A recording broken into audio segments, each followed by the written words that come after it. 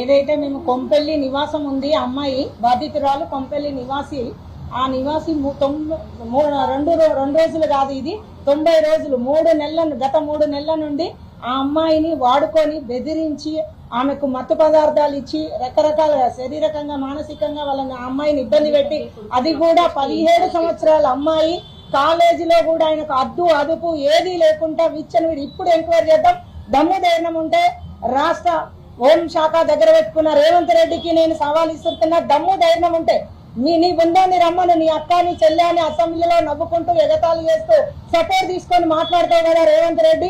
అలాగే ఈ రోజు పిఎం గా వస్తున్నారు కదా నువ్వు ఆడబిడ్డలంటే చాలా గౌరవం అంటావు. ప్రధానమంత్రి గారికి నేను చెప్తున్నా దగ్గర పెట్టుకొని హోం శాఖ ఇచ్చిన బండి సంజయ్ కొడుకు ఏమని ఇచ్చావు హోం శాఖని ఆయనకు హోం శాఖ ఇచ్చి బండి సంజయ్ కొడుకును హైదరాబాద్ మీద ఏదో చూసి అమాయకులను చూసి అమాయకుల పిల్లల్ని అన్యాయంగా వాడుకో బలి చేయి గట్టిగా వాళ్ళు ఏమన్నా నిన్ను అడిగితే ఉల్టా కేసు బనాయించమని చెప్పినారా? ఏమనంటే కౌశిక్ రెడ్డి మీద ఉరుకుతావు కదా బండి సంజయ్ నీకు సిగ్గుస్వరం ఉందా? ఒక అమ్మకు పుట్టిన కొడుకువేనా? నిజంగా అయితే అమ్మకు అయ్యకు పుట్టిన కొడుకు అయితే నీకు హిందూ మీద గాని నీకు ప్రజల మీద గాని ఎలాంటి విశ్వాసం ఉన్నా నీకు దమ్ముంటే అమ్మకు పుట్టిన కొడుకు అయితే రా మేముంటాం కొంపెల్లి ఇదే పేట్ బషాబాద్ లో మేముంటాం మేమందరము మీకు మీ ముందే ఉంటాం మీ మధ్యలో ఉంటాం అమ్మాయి వాళ్ళ ఇంటికి వెళ్తాం వాళ్ళని ఎన్ని రకాలుగా మీరు బెదిరిస్తున్నావు నీ బలం చూపించి రాష్ట్రాన్ని వాడుకుంటున్నావు నీ బలాన్ని చూపించి కేంద్రాన్ని వాడుకొని ఈ ప్రభుత్వంలో ఉన్న పోలీస్ అధికారులను గంప కింద కమ్మి పెడుతున్నావు. ఒరే నువ్వు అమ్మకాయ కొట్టుంటే దొంగ నా కొడుక నీ కొడుకుని తీసుకొని వచ్చి కోర్టులో నువ్వు పోలీస్ స్టేషన్ కి హ్యాండ్ ఓవర్ చేసి అందరిలాగని అందరికి పోకో చట్టం ఎట్లయితే వర్తిస్తుందో నీ కుటుంబం కూడా వేరు కాదని నువ్వు దాంట్లో నిజంగా కూడా నువ్వు అమ్మవారి గుళ్ళని తెలుస్తావు కదా నేను హిందువుని అంటావు కదా హిందువుగా కాదు ఒక అయ్య పుట్టిన కొడుకు అయితే నీకు ధైర్యం ఏముంటే కాంగ్రెస్ వాళ్ళకు సవాల్ ఇస్తున్నాం ఇక్కడ బీజేపీ వాళ్ళకి చెప్తున్నాం ఇద్దరు కలిసి రండి మేము కూడా ఉంటాం మహిళలుగా మేము కేవలం ఒక ఆడబిడ్డలకు జన్మనిచ్చిన తల్లులుగా ఉంటాం రండి ఎంక్వైరీ చేద్దాం నువ్వు సిఐని గాని పోలీస్ డిపార్ట్మెంట్ లను గాని నువ్వు ఫోన్లు చేసి ఫోన్ల ద్వారా నీకు ధైర్యం ఉంటే నీ ఫోన్ కాల్స్ తోని ఎన్నిసార్లు ఐపీఎస్ కు ఫోన్ చేసావు నీ ఆత్మ మీద చెయ్యేసి ఆ ఆత్మ విమర్శన చేసుకో. అయినా సరే నేను మళ్ళీ చెప్తున్నా ఒక మామూలు ఆడబిడ్డగా చెప్తున్నాం మేమంతా కూడా మేమందరం ఉంటాం. నీ నిజాయితీ పరుడు అయితే నీ కొడుకుని తీసుకొని రా పోలీస్ స్టేషన్లు ఇద్దాం ఇదే పోలీస్ వాళ్ళను నీకు నమ్మకం లేకపోతే నీ కరీంనగర్ వాళ్ళని కూడా తెచ్చుకో అందరినీ కలిపి వాళ్ళ బస్సుకి వెళ్దాం వాళ్ళ ఇంటికి వెళ్దాం. ఆ అమ్మాయి పుట్టుకలో రాజకీయం లేదు ఆ అమ్మాయి ధనవంతురాలు కాదు ఆ అమ్మాయి మేజర్ గా చిన్న పిల్ల 17 ఏళ్ళ అమ్మాయి మైనర్ అమ్మాయి ఆ అమ్మాయి మీద నువ్వు కరీంనగర్ లో ఏమని కేసు పెట్టించినావు? అసలు నువ్వు మనిషివేనారా? మనిషివైతే నువ్వు అమ్మ పుట్టింటే అలాంటి కేసు బుక్ చేయించద్దు. ఎందుకంటున్నా ఈ మాట అంటే వాళ్ళకి ఎలాంటి అపశుభం తెలియని పిల్లను అమాయకురాలు చేసి మత్తులో పెట్టి వాడుకున్నది కాక అన్యాయంగా ఏ దేవుళ్ళు ఏ అమ్మవాళ్ళు నిన్ను క్షమిస్తారు? ఎక్కడి నుండి నీకు న్యాయం ఉంది? నువ్వు మాట్లాడే మాటకు నీ కుటుంబంలో జరిగిన విధానానికి సంబంధం లేదు ఉందా?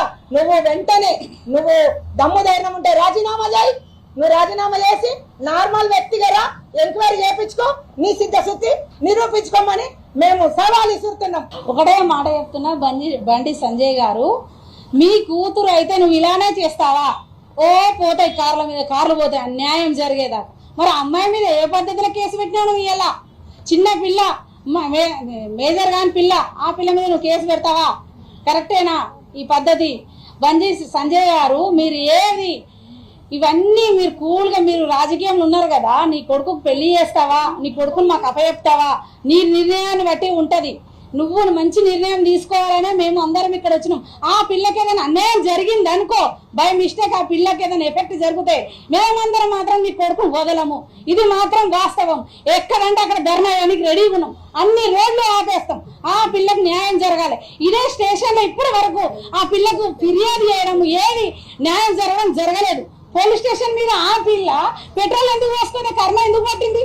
నువ్వు దొరకొడుకును గుంజుకొస్తావు ఇక్కడ దాకా.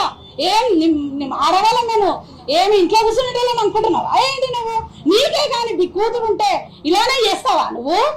పోతాయి కార్లీగా ఒకటే పోతాయి. నీకో న్యాయం మాకో న్యాయమా? ఇది కాదు లెక్క. ఉన్నోళ్ళు లేనోళ్ళని చూడకే బండి సంజయ్ గారు చెప్తున్న పద్ధతిగా ఆడపిల్లకు న్యాయం జరగాలి.